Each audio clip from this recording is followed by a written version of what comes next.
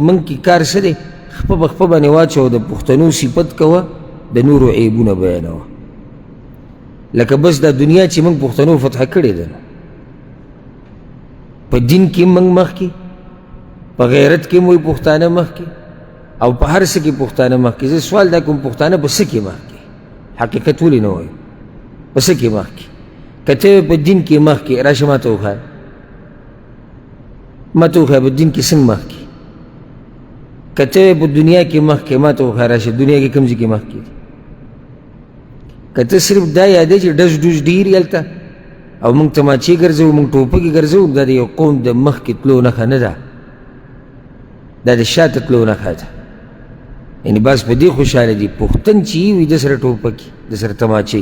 دلیل دی په دې باندې چې د پښتن په معاشره کې امن نشته ځکه ټوپک او تماچې ګرځي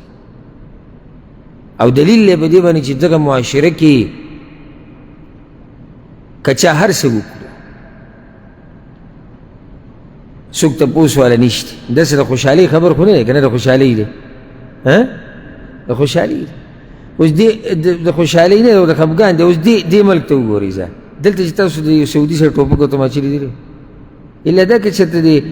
شړو کې اوسېږي هغوی د خپل دفاع دپاره حکومت ول اجازت ورکړ بیا هم دا ملک مخکې دی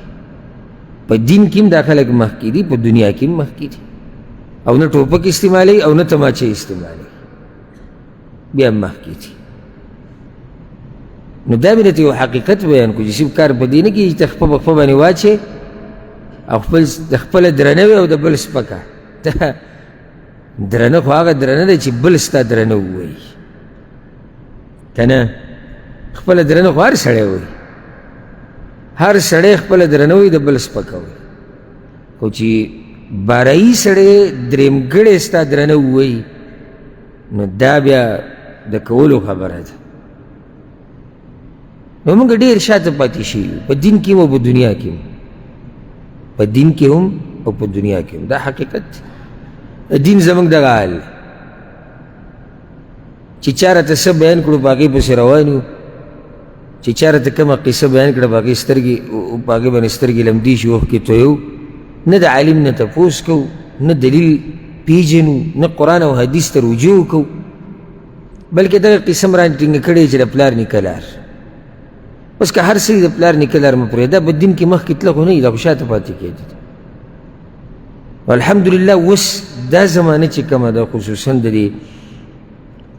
د انټرنیټ دا خو د انګریزانو راویستی دی دپاره دی چې نقصان دی خلکو ته ورسي او د هغو پکې ډېرې فایدې دي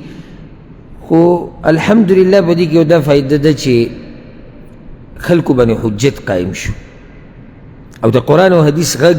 هغه ډېر حده پورې ورسېد ځکه چې مخکې به مخامخ چې تا ته څه و هغه به د اورېدونو ورستا خواصونه نه تا د بل عالم بیان چې ته اورېدلی او نه چا پرېښودي ته هغې ته نه کتابو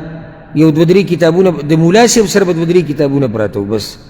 ټولې مسلې چې د کلي دي هغه به دغه دوه درې کتابونو کې هغه کټې که به دې کې میلاو شو ډېره ښه ده که میلاو نه شوي دا ستا خپله بدقسمتي ده چې مسله ستا په کتاب کې نه وه راغلې اوس الحمدلله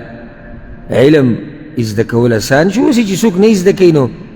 اخوا بیا پوخاله بیا هم چا به څه عذر بیان کړو چې غریبي ده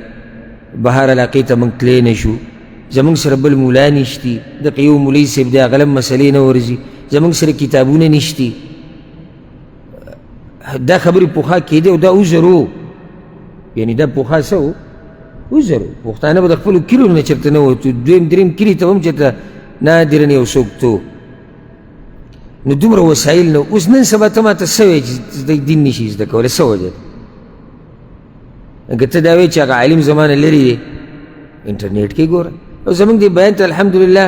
په زرګاو خلک الحمدلله الله دې قبول کړي دې نه فایدې اخلي او دې ته ناست او دا لیکي او دا یادوي څوک په امریکا کې او څوک په انګلینډ کې او څوک په ایران کې او څوک انډیا کې او څوک پاکستان کې او څوک افغانستان کې او څوک سعودي عرب څوک دوبۍ کې نو اوس دلته دا هم نشي ویلی چې د عالم زمانه لرې دی ویې ګوره یاره د هغه د درس وخت زمانه لاړ نه وروسته یې وګوره ما سره کتاب نه و په دې انټرنیټ کې دومره کتابونه دي چې تپوس یې مه کوه نو تا سره کوم عذر دی زه په عربۍ نه پوهېدم دا عذر چلېږي څنګه نه چلېږي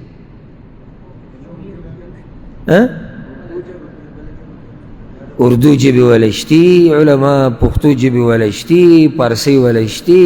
بنګالۍ ولی شتي انډیا ولی شتي فلپینیان شتي انګریزان شتي عرب شتي څه کوم عذر ما ته بیانې هغه ما ته بیان کړه یو عذر که ستاسو کې د چا په زړه کې او داسې اعتماد هم پوي چې زموږ دا خبره چلیږي ما ته یې بیان کوي اوس چې ستا دا خبره غلطه ده نه الحمدلله هر څه اسان دي یو سړی ما سره نیټ نشته اوس که څوک دا عذر پیش کړي نه دا هم نه چلیدونکی عذر دی یو دومره میموري کارډ میلاویږي هغه لاړ شي د بیانونو نه ډک او دقه وړوکی موبایل چې هغه لیټ چې په سر کې لګېدلی دقه موبایل کې ولګوه او خپل بیانونه بیا وره نه کوم عذر ته بیا وایې نو الله دې زموږ په حال رحم